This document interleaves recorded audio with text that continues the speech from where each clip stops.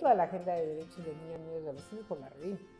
Yo trabajaba en una agenda social, tenía mucho trabajo con mujeres y con otros tipos de poblaciones, y de hecho yo entro a la agenda de derechos de niñas, niños y adolescentes por mi participación en la Redim. Por lo tanto, para mí Redim es también fundacional para mí, en términos de mi trabajo, de las apuestas que hice a partir de exactamente de mi entrada a la Redim. Estoy y formo parte de la Redim desde sus momentos fundacionales, pero no soy parte del equipo, el equipo inicial, no lo fui. O sea, este grupo, que era un grupo que venía más o menos del trabajo con infancias, pero no de todas las infancias, es decir, el grupo fundacional venía de la agenda de derechos de una población que hoy llamamos de atención prioritaria, que en ese momento se llamaban vulnerables y marginales, como pueden ser las poblaciones callejeras. Entonces, la agenda de niños y niñas en calle era una agenda que hoy, por ejemplo, se ha transformado completamente, pero que era una agenda muy fuerte. Y este grupo de personas trabajaban, digamos, en organizaciones que se enfocaban directamente al trabajo de niñas y niños en calle.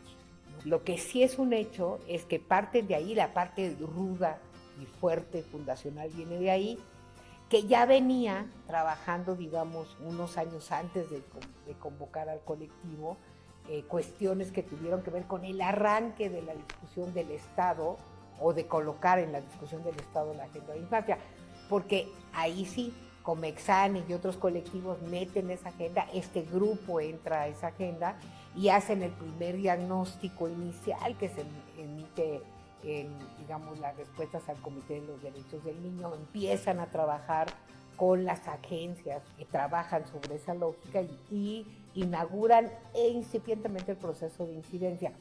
Cuando a mí me toca, yo llego a la primera reunión que se hace de la Redim en las instalaciones de la fundación, aquí en donde todavía continúan.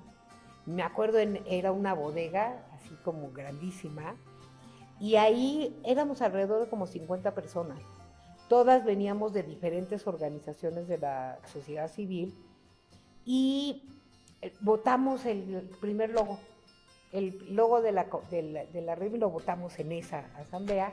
Se empezaron a crear los grupos de trabajo para hacer los estatutos, los primeros reglamentos, las primeras líneas de trabajo, mucho con el liderazgo ahí en ese momento de Gerardo Sauri, de Rogelio Padilla, que venía igual del grupo de callejeros venía de Guadalajara, Fernando Viveros también. Fíjate que ellos no venían del trabajo de callejeros, ellos venían del trabajo de educación popular, ¿no? Él y entonces su esposa. Estaba ya también Juan Martín, que después también fue director de la Redim. Estaba también Margarita Greifman, que en ese entonces ya estaba en étnica. Y se armaron diferentes grupos de trabajo, que de participación, que de estatutos, que de diferentes cosas. A mí lo que me llamaba mucho la atención inicialmente era que yo empezaba a trabajar en una organización de la cual soy fundadora, se llama Rirriqui Intervención Social. En ese entonces no trabajamos como Rirriqui.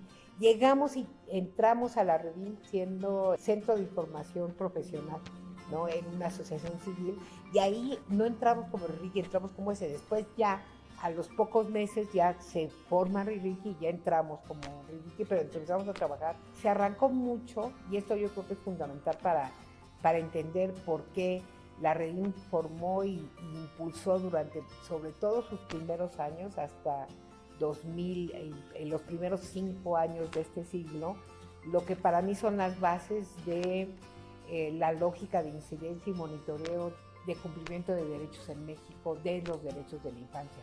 Porque en ese entonces, pues, había datos macros, nadie se ponía a revisar qué estaba pasando en cuestión de indicadores con los niños y las niñas, como que siempre venía en el bloque metido con los adultos.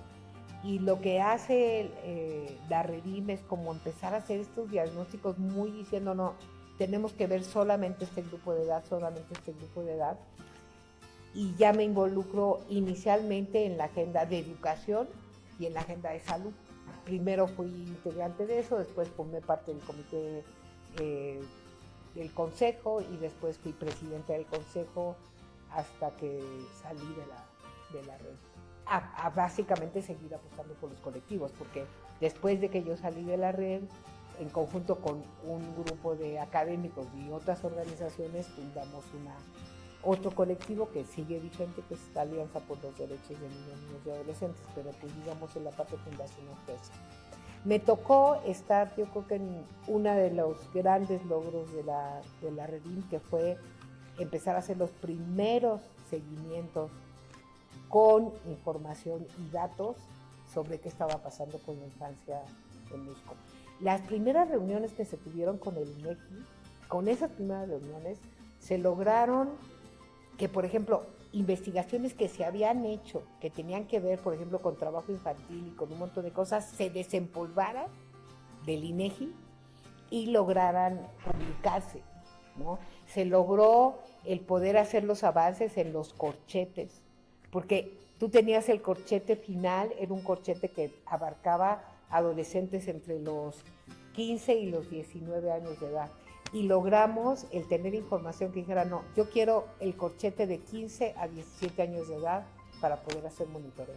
Entonces, creo que eso es muchísimo, muy importante, porque el nivel de incidencia que hoy, muchos datos que hoy tenemos y vemos como que naturalmente están en la estadística oficial, los empujó la Redim, ¿no? O sea, yo creo que la infancia cuenta en México es un ícono en términos de la información basada en datos, ¿no? Y el empujar en incidencia política pública que se hicieran estos diagnósticos. Hoy tenemos muchísima información que está desglosada, que tiene este enfoque que se debe a la Redim.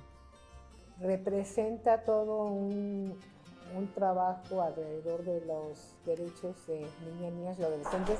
En un momento, hay que recordar, hace 25 años, donde teníamos una inercia fundamental en términos, no nada más de, en general, cómo se veían los derechos humanos, no se hablaba como se habla ahora de los derechos humanos, y mucho menos de los derechos humanos de niñas, niños y adolescentes.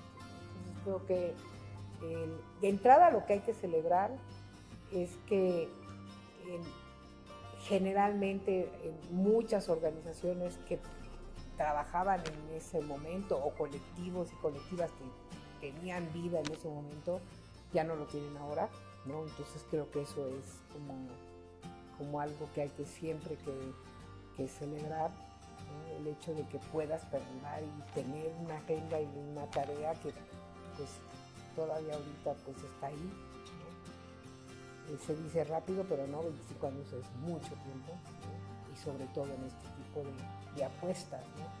Que son apuestas que no nada más tienen que ir, digamos, a contracorriente de la narrativa o de las apuestas institucionales, sino también de cómo vives, cómo subsistes, ¿no? Yo creo que últimamente además hay una crisis fuerte en términos de la subsistencia de organizaciones que tenían una agenda tanto directa o de incidencia, y pues ahí enfrentas las dificultades de pues cómo te sostienes y cómo te planteas, ¿no? Entonces creo que lo importante es esa parte.